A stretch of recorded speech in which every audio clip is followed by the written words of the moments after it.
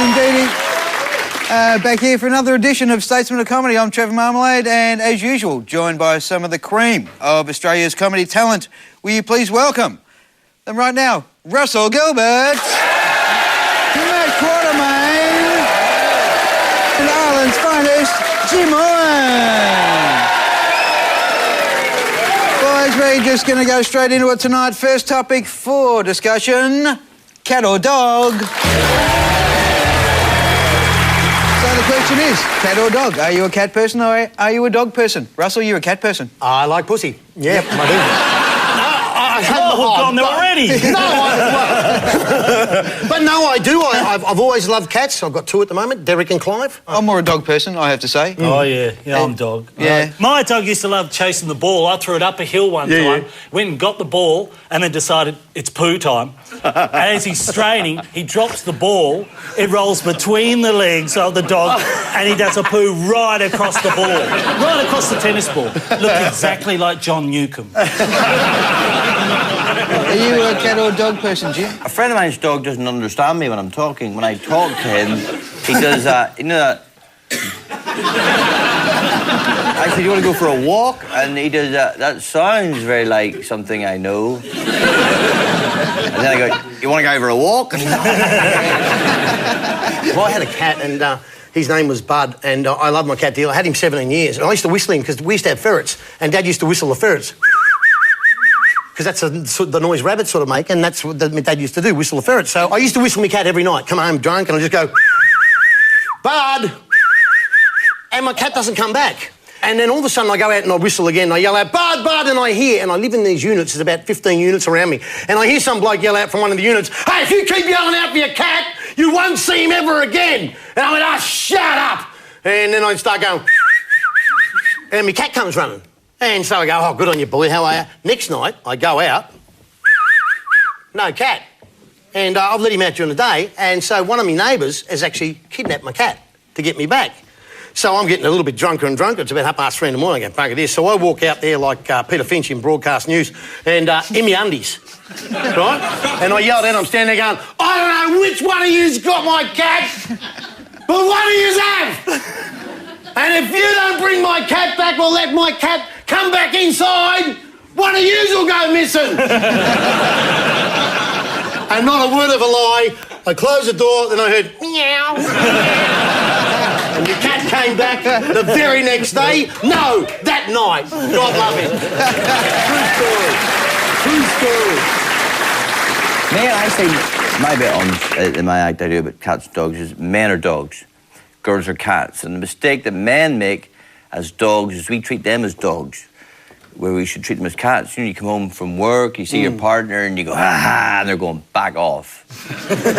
Give me space and I'll come to you.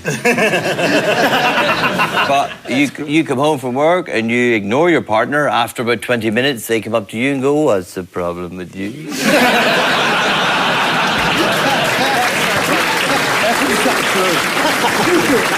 Let's move along and go to one of my favourite segments here, Exhumed. This is where we dig up a little bit of footage here. Jim, we got a little bit of footage of you from your over-the-top show. Right. I've got a flat tyre. You have two. So, flat tyre. You're obviously mechanically minded, you blokes. Yes. It was a hire car, we were doing donuts. The rim. Couldn't find the spare. There. Good. Behind you.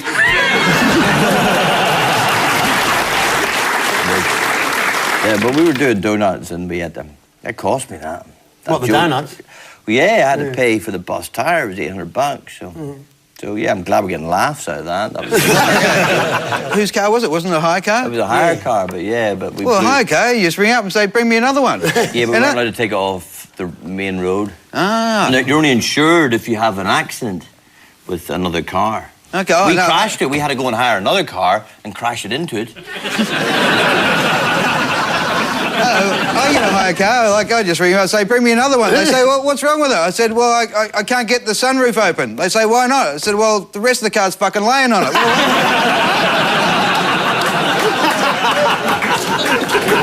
Now, on that tour, you also went around asking other people for their jokes. So I got these old ladies that came up, and they were nice, sweet old ladies, and they said, tell us a joke. So I told them the dirtiest joke that I could do, something that was just a bit off, just about a guy comes home, his wife's spicing up the sex life, and she's got a short dress on, and he gives her a double take. She lifts up the dress. She's got a pair of crutchless knickers on, and says, go on, have a go at that. And he says, you wise, have you seen what it's done to your niggers?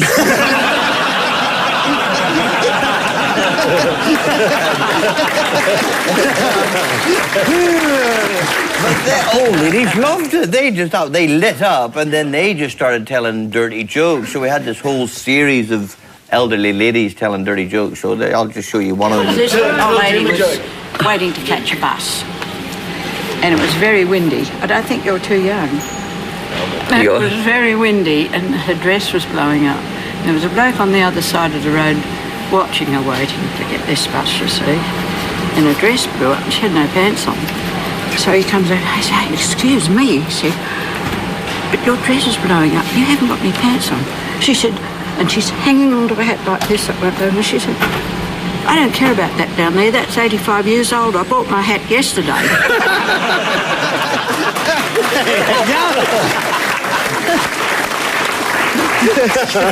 Matt Quartermaine. Now, we've also picked out one of my favourite sketches from The Big Gig. You remember a thing you did called Scary Graham? Yeah, that's right. In fact, it might have been right here in this very studio. This studio, we used to do pretend auditions, acts that failed to get on The Big Gig.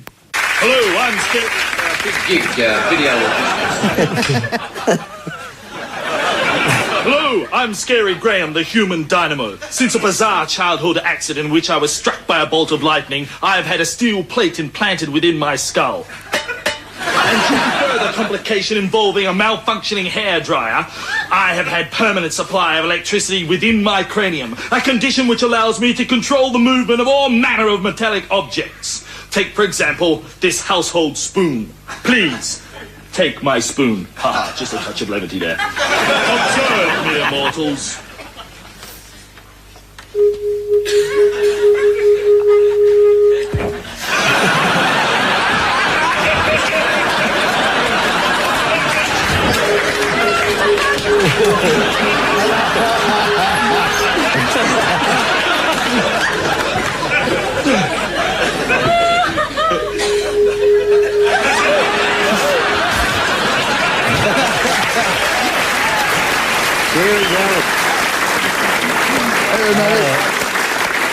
I was in The Big Gig, but whenever I was watching it on TV, you'd do a sketch where you'd look at the TV watching a bit of porn. Oh, yeah, the porn. And then they'd show a bit of porn, and then they'd cut to you two doing that, and then back to a bit of porn.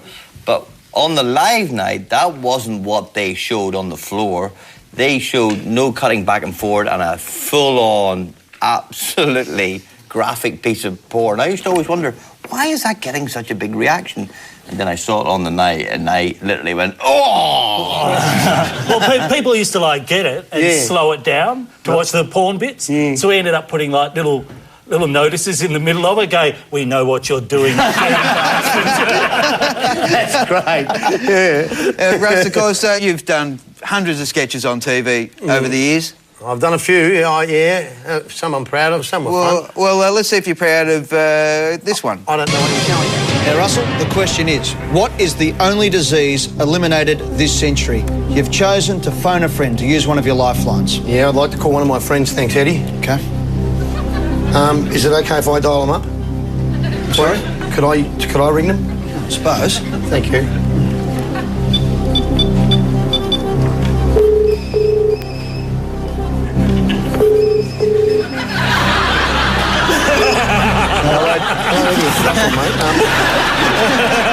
Did you give me the answer? Excellent. Beautiful. Beautiful. That wasn't bad. Beautiful. I didn't know you were showing that, but it was really funny because we went in and did that on the set.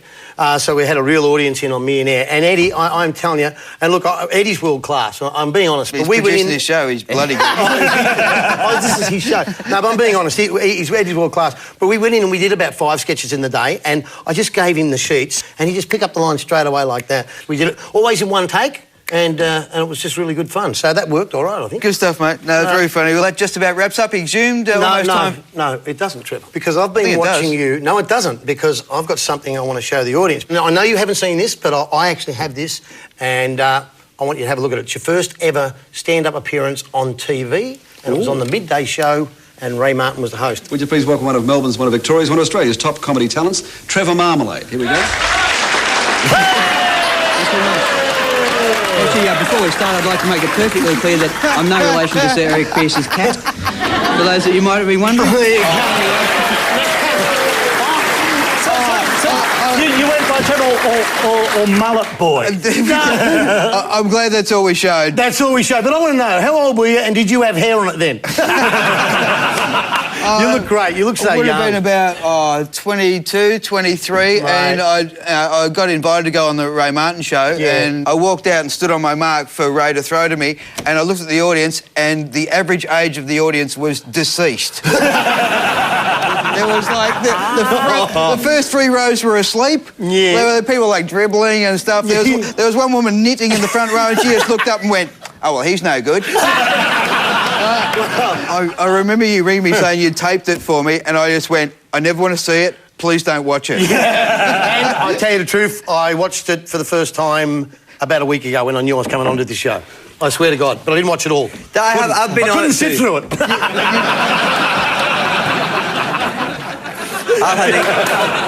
I love it. I was the same thing with their knitting. And that was something they did. They just knit through the whole of your... Yeah. And then when you get the punchline of the joke, they just knit a bit quicker. Can we take a break now? Yeah, you can take a break now. All right. Trev. Sorry about that, mate. Now but- that's all for Exhumed. We will be back with more very shortly.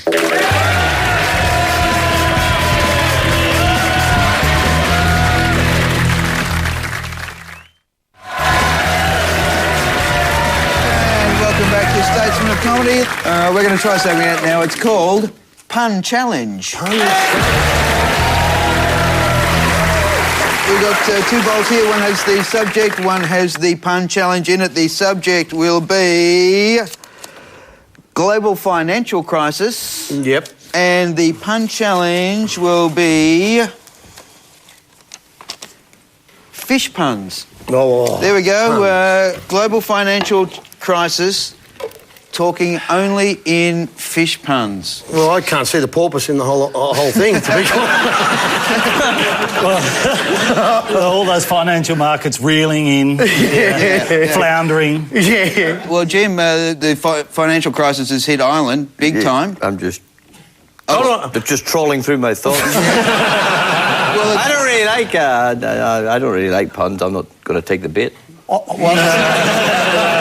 Yeah, I'm a bit roughy at them myself. Oh, you'll have to speak up, guys, because I'm a bit hard at hearing. No, look, just read all about it in the Finn News. Yeah. The Irish thing is pretty bad, but apparently Well, it it's just a drop in the ocean. well, it's been a real kick in the cods for the Irish public today. I was listening to Julia Gillard.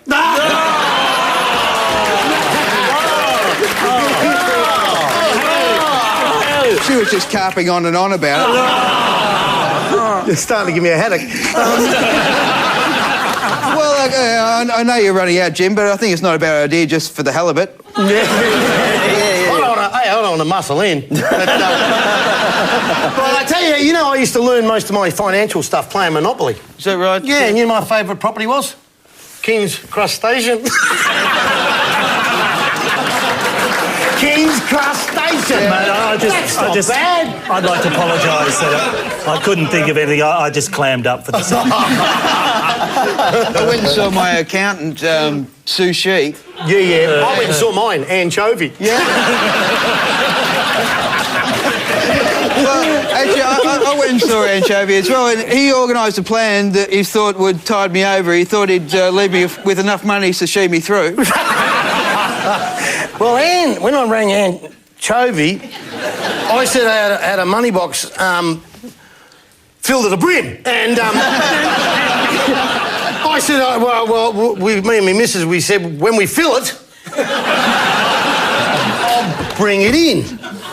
So I brought it in, and the man I wanted to see was on the phone, and he was Mr. Chow, and she said, I'll get him to ling you. I'll ling you later.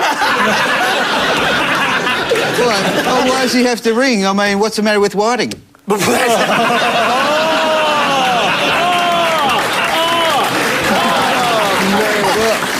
I think we should wrap it up there, boys. I know it was an idea we thought we'd try, and the audience fell for it hook, line and sinker. I just want to say, stop. It wasn't as crappy as I thought it might be. OK, this one I've been looking forward to. It's called Time Wasters. Have you ever spent a long time practising something useless? I'll start with you, Matt. I've practiced pratfalls, but they've gone nowhere. Well, Jim, that went good. Yeah, it's all right. Sure. Just almost could have killed yourself. Did you ever hurt yourself? Oh, yeah. Parker's like, he copped me in the back of the head, like, bang, right with a light. Oh, really? One of these lights, just frame right there. And they're never as funny as the misses with the sound effect. I always find it funny when people really do get hurt. Yeah? If I see genuinely somebody taking a bad fall, yeah, I instantly, without thinking about it, I have that laugh that's not analytical, it's just that... When you're in a relationship, that's the only joke that's left, really. To laugh. To laugh at your partner hurting themselves is the only thing that really, like, you know, my wife doesn't laugh at any of my jokes, but I hit my toe on the bed, like, not the end toe, the middle toe went right over and just went down, like, trying to hold the silence. You know, like, because it's that silent pain did that. It's a high-pitched scream that only dogs can hear. And then I thought I hadn't woken my wife up, and then I came up in the bed, and she's in the bed doing this. Did you get on the phone? Oh, I'm calling the tow truck. Yeah. He won't stop. No, I said he's over, man. Set him off. No, you was... Jimmy, have you actually spent any time on something useless? Oh, yeah, I do my escalator. Oh, yeah, this is good. Show us the escalator. I'll tell you how to do it, and then you can see it. OK. OK. But there's a trick to it. The trick really is you've got to look as you're going down, right? right. Here we go. Okay, so do it from this way. That's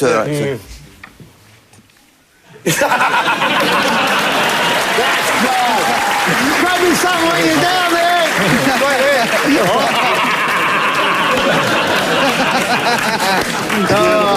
OK, Russell, now it's your turn, mate. Get out there. Come on. What have you got for me? OK, where do you want to start? We want a hat. You want a hat?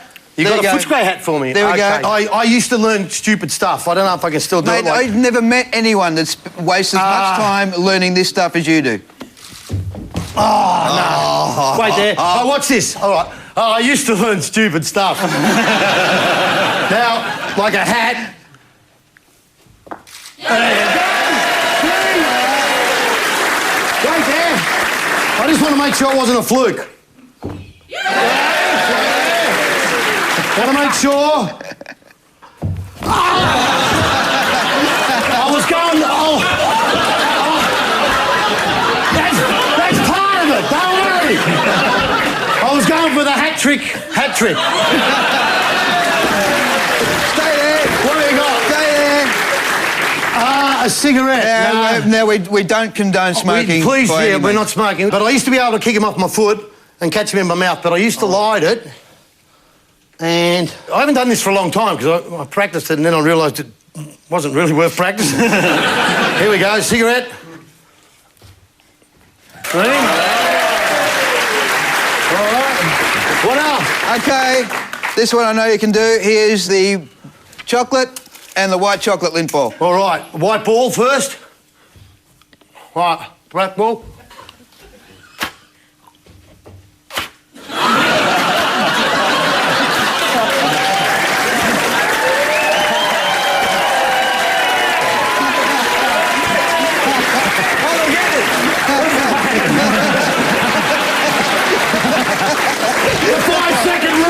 There is a 5-second rule, you know.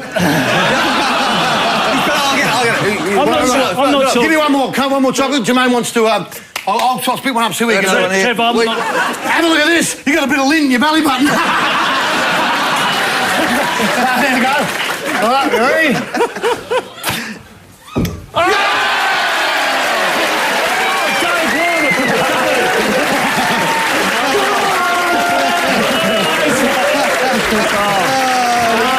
Indeed, we can put your hands together. Oh, this cold sore's stinging like you wouldn't.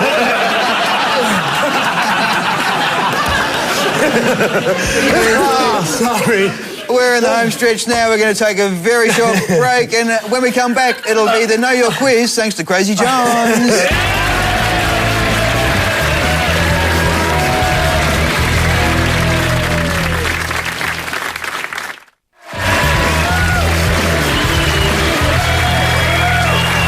For the Know Your Quiz, brought to you by Crazy John's Flat Chat, the home of international calls from 1 cent per minute. And our quiz tonight is Know Your Conspiracy Theory. All right, boys, we're going to put up some photos. Okay. And you have to tell us the conspiracy that it gives rise to. Let's start off with a pretty easy one here. Yeah, there we go, Roswell. What happened at Roswell? Secret place. Nah. Where Michael Jackson hangs out. No, I know Roswell because I'm into aliens and stuff. That was just after the Second World War. A spaceship landed in Roswell. Allegedly. No, I really believe it happened, to be quite honest. No, but is that it? It's a spaceship that crashed in Roswell. Absolutely That's all correct. I'm Well, say. it's not a conspiracy theory anymore. It's obviously a fact. It's a fact. It's a fact. It's a fact. I've seen the film. It's true. There we go. And let's go across the other side of the Atlantic. Beatles. Yeah, what was the conspiracy theory around the Beatles' Abbey Road album? Paul is dead. That is absolutely correct, Matty. What was the symbol that made him be dead in that cover? There was, on the Volkswagen, there was a registration plate, I think, 28 if. Yeah, right. Bare feet. Hang on, you're playing the quiz now. I thought you were the quiz. No, but you know.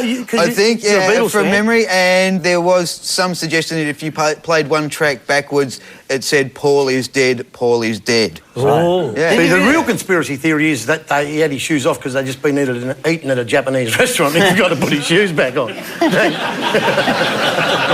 Was it called Yoko's? Yoko's.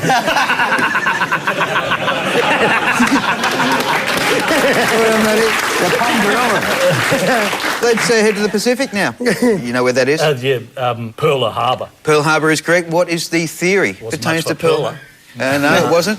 The film was shit. There is a conspiracy theory. I couldn't tell you anything about Pearl Harbor. I watched 10 minutes and... Well, the theory was that the Allies actually knew, but they didn't warn America that the attack was on its way because they wanted to draw them into the war to help them fight. So, Imagine you'd been in Pearl Harbor and then you saw the movie thinking, it wasn't that bad.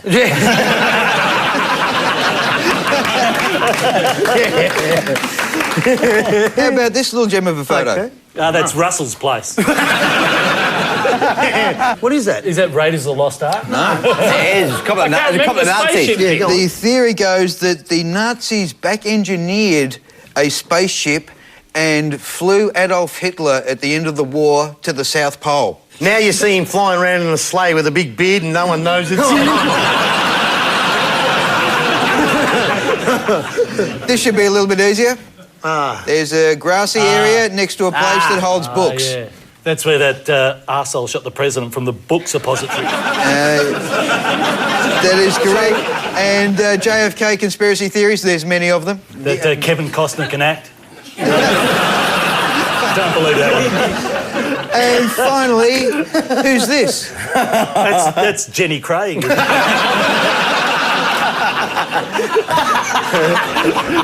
That's Phar Lap, isn't it? That is Phar Lap. That is Phar Lap. The conspiracy theory is that actual skeleton is completely built out of icy-pole sticks.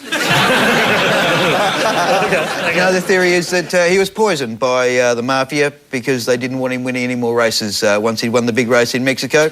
There was a theory that Tommy Woodcock had something to do with it. Yeah. Well, they found a splinter up his arse. Is that why? And they blamed Tommy Woodcock? I thought that's where you were going. Well, I think there's not much doubt. The winner of our Know Your Quiz for this evening, thanks to Crazy John's, is Russell Gilbert.